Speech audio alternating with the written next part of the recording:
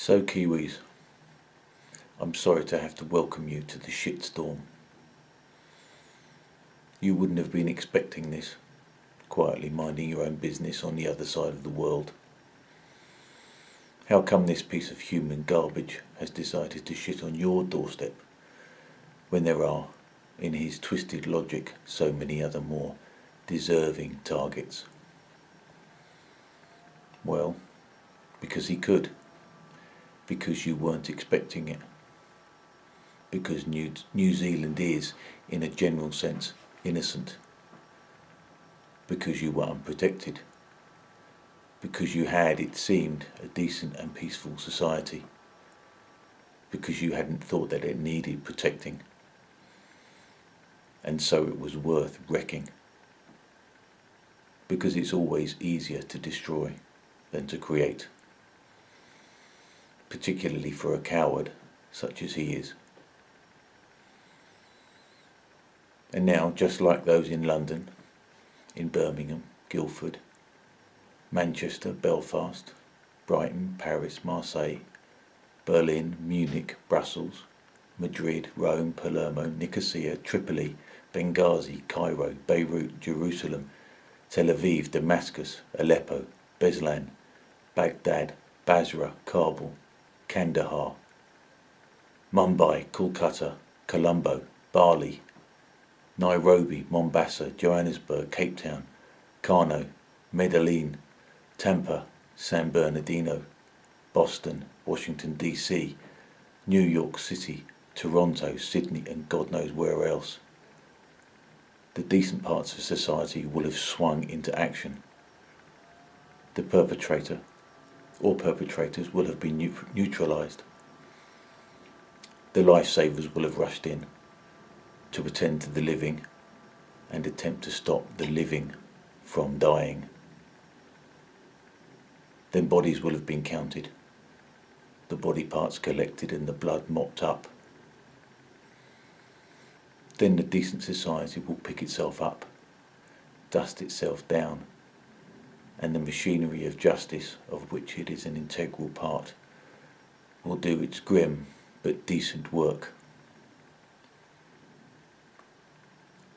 But before, well before, the blood is dry, even perhaps before the whiff of cordite has drifted off into the breeze, the indecent part of society will get to work.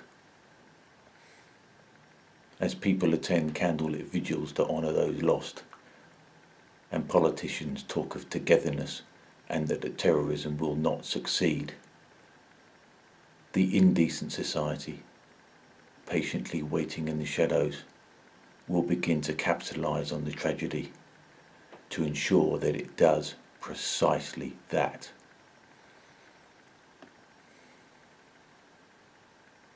New Zealanders will be told that it is part of living in the modern world and that they must have been naive in thinking that they could continue to live as freely as they have.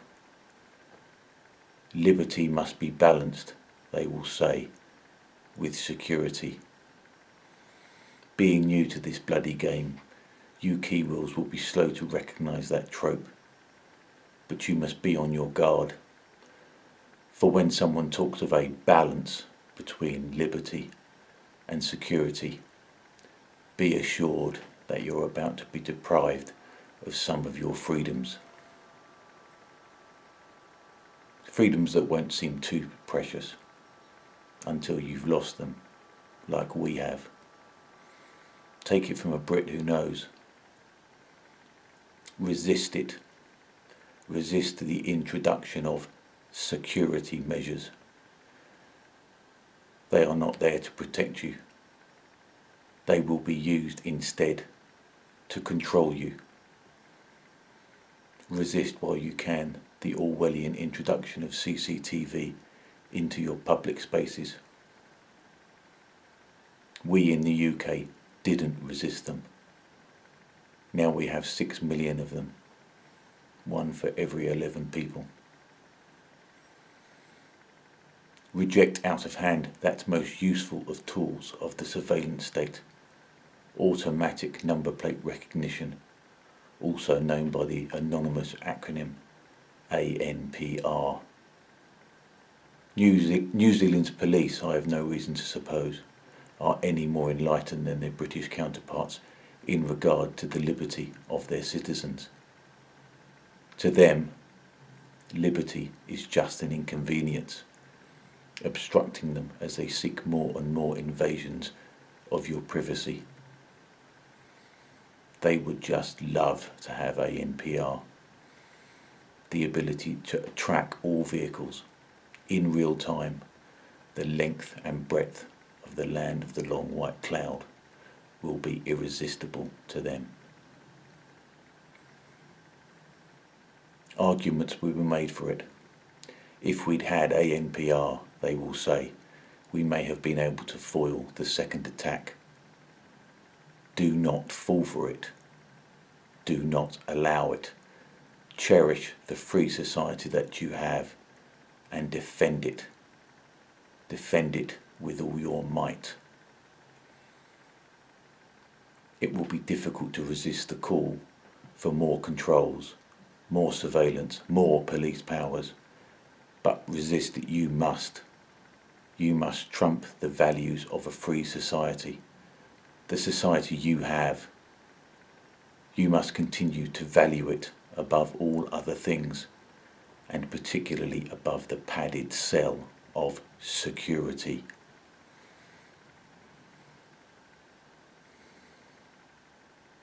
Any glance at history will show that Kiwis are not a faint-hearted bunch.